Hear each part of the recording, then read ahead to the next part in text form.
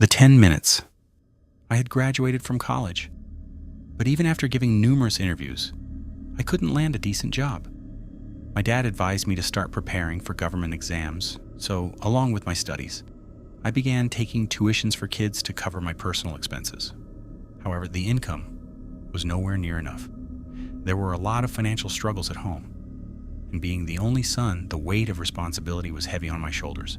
Every single day, I would scour the newspapers, desperately searching for a part-time job. One day, while scanning the newspaper as usual, I found something. The job seemed incredibly easy and the pay was surprisingly good. I just had to feed a dog. I called immediately and the man invited me to his place. I set off at once. Tucked away between massive, towering buildings was a small, dilapidated apartment. Its color had long since faded. The windows were caked in thick dust, and the gate looked as if it hadn't been opened in years. I knocked. The door creaked open with a slow, rasping sound. A young man about my age stood there and gestured for me to come inside. The moment I stepped in, a foul stench hit me. It was as if 100 rats had died and been buried in a single grave right under the floorboards. Then I saw the dog. It was barking furiously, but strangely, it was barking at its own master. "He's barking at you," I said with a nervous smile. The man ignored me. "You'll always find his food in this fridge," he said flatly. "You need to come every night at 10 p.m., feed him, and leave." Just then, I noticed 2 figures sitting on the sofa. Their backs were toward me. "Are those your parents?" I asked. "Shh, be quiet," the man hissed. His breathing suddenly became heavy and erratic. "Be here at 10. Feed the dog and leave before 10:10. Don't speak to them, ever." "All right, I understand," I replied, trying to stay calm, though my skin was already beginning to crawl. I started the job the very next day. Just as I was instructed, I would enter without knocking, take the food from the fridge, feed the dog, and leave. Every time the door opened, the dog would desperately try to bolt outside, but I couldn't let that happen. The man had strictly forbidden it. This routine continued for a month and a half, and my pay was always waiting for me on top of the fridge every week. But that night, things changed. I put the food down, but the dog didn't even look at it. "What's wrong, buddy?" I whispered. Feeling sorry for him, I thought a 5-minute walk wouldn't hurt. I took his leash from the table and clipped it on.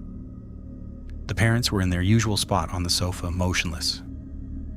"I'm just taking your dog out for 5 minutes. Don't worry," I shouted. As usual, they didn't respond. They didn't even flinch. The dog was ecstatic to be outside. But barely 2 minutes later, my phone rang. "Why did you take him out?" the man hissed through the receiver. "He always wanted to go out. I thought I'd just give him a quick walk," I explained. "Why?" he screamed. Disturbed, I told him I'd bring him back immediately and hung up.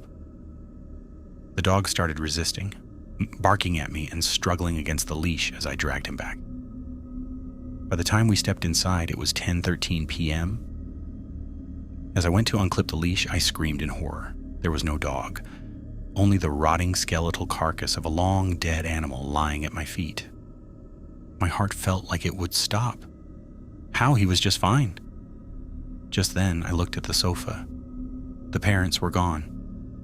Suddenly, all the lights in the house vanished, except for the one directly above me. I bolted for the door. As I ran, the lights behind me died one by one, and the ones ahead flickered to life. When I finally reached the exit, the lights stayed on, and there they were, the parents, standing right in front of me. They weren't alive. They were animated corpses.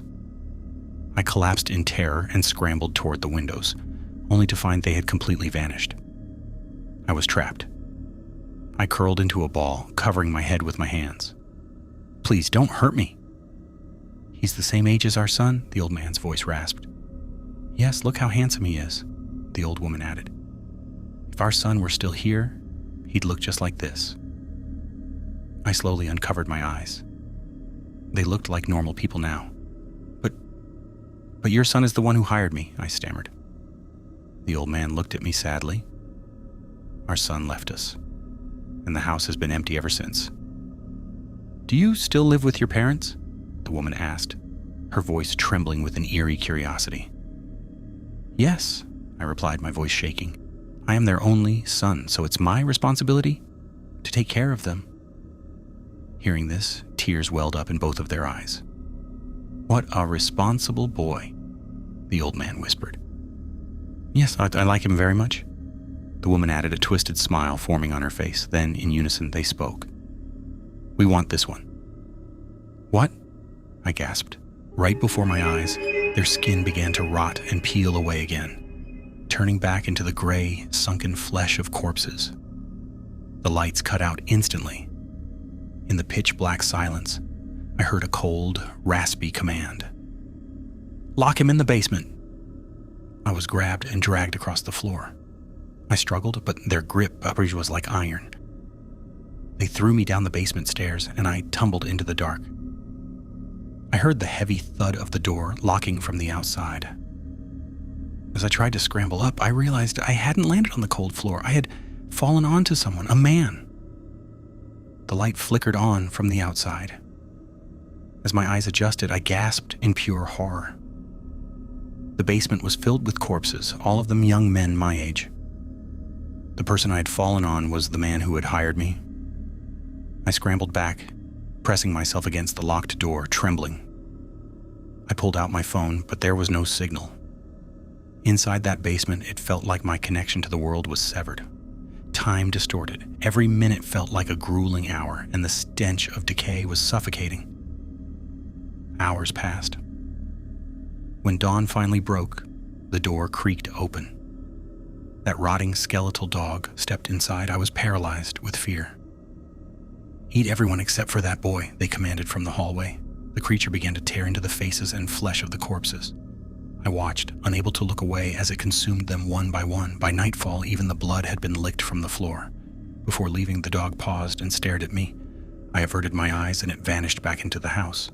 Then the old man and woman entered. They dragged me into the hall and bound me tightly to the sofa. Please let me go, I sobbed. The woman held up a noose.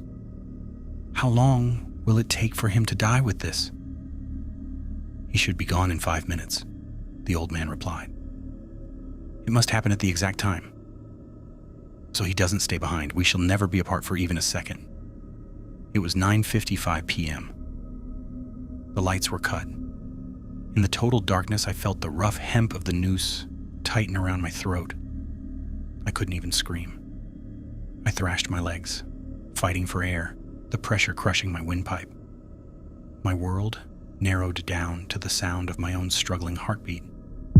Until, finally, there was nothing.